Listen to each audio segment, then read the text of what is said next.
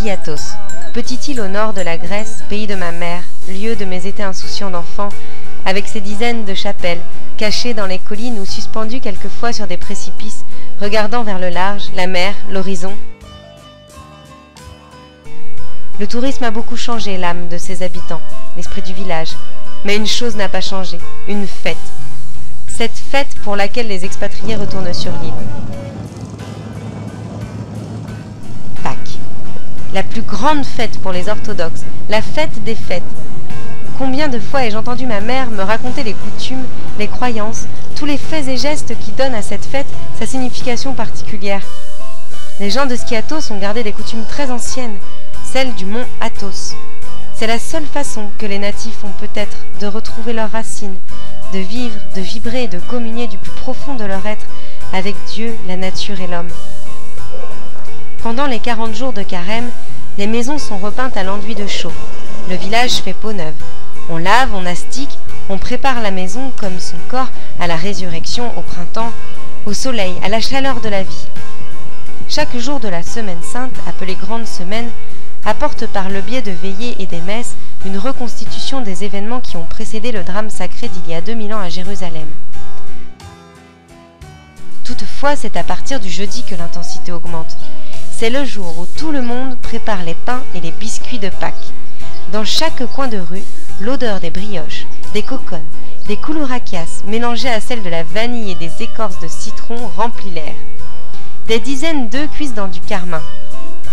Le rouge, couleur du sang, de la vie, de la joie et du renouveau. Quand le soir tombe sur le village, commence alors une longue nuit de prière appelée Nuit des 12 évangiles. Au matin du vendredi saint, les rues de Skiathos bourdonnent d'une ritournelle immémorable et entêtante.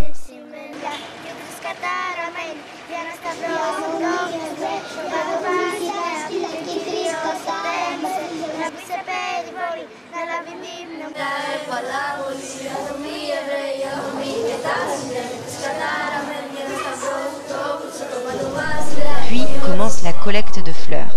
Lys, arômes, roses, giroflées, toutes ces fleurs vont décorer l'épitaphios, catafalque à la forme sommaire d'une église byzantine. Son nom vient d'une icône représentant Jésus mort.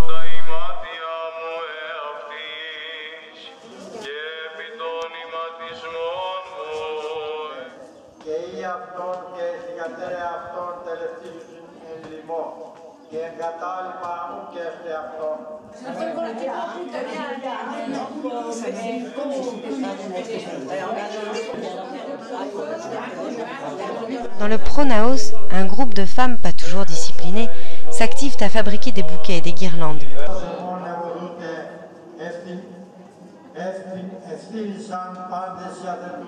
L'épitaphios doit être très beau, si possible plus beau que celui de l'église du bas ou que celui de l'église du haut, selon la paroisse à laquelle elles appartiennent.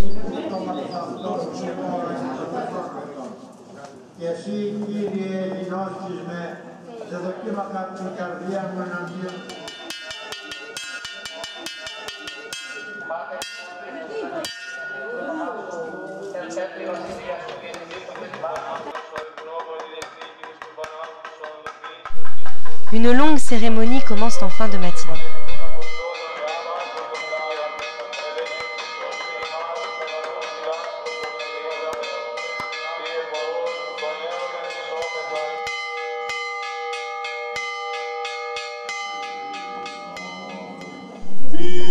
Vers 13 h, au moment où le prêtre s'arrête au passage, Joseph demanda à Pilate la permission d'emporter le corps de Jésus. La cloche sonne le glas.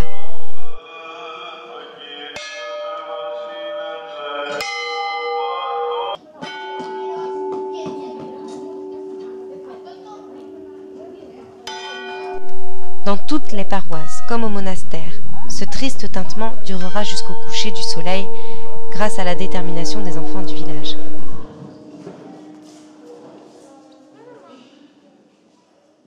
Les heures s'effilochent jusqu'à la nuit. Là, tout le monde converge vers les églises avec des bougies de cire marron.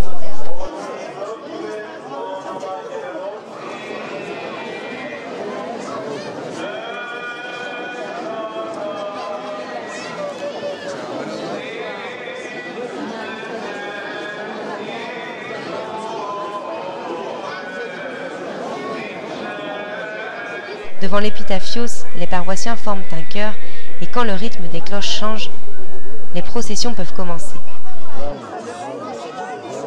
À Skiathos, celles des deux paroisses ne se rencontrent pas.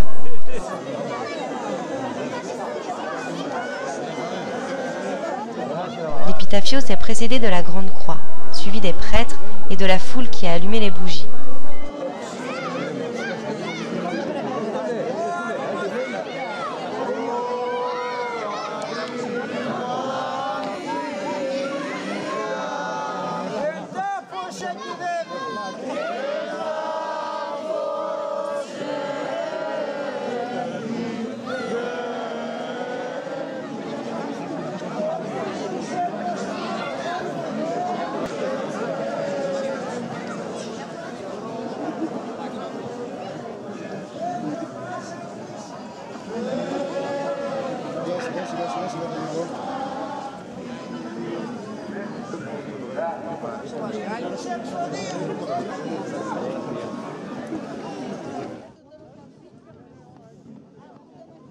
Ceux dont les proches sont enterrés au cimetière marin vont déposer leurs bougies sur les tombes.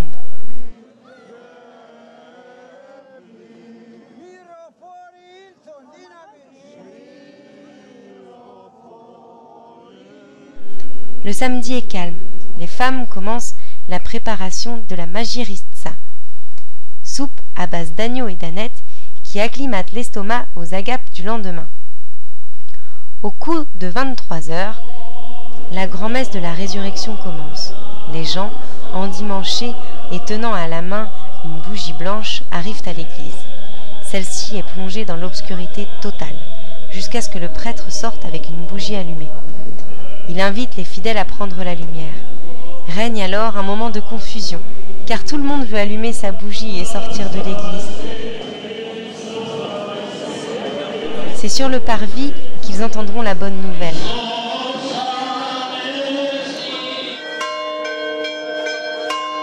La spontanéité est à son comble.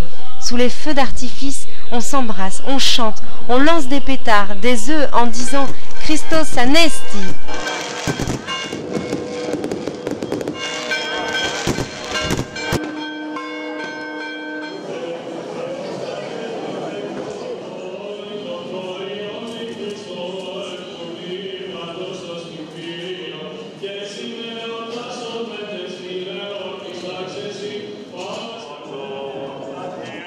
Les croyants restent à l'église, les autres se dirigent vers leur maison pour consommer le premier repas pascal et entrechoquer les œufs rouges en répétant « Christos Anesti, Christ est ressuscité ».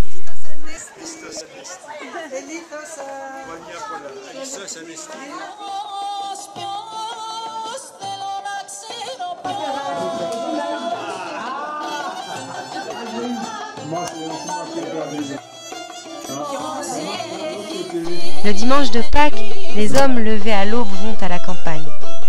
Sous les oliviers, ils allument un grand feu et commencent à rôtir les agneaux. Les femmes arrivent plus tard, apportant salade, pain et fromage.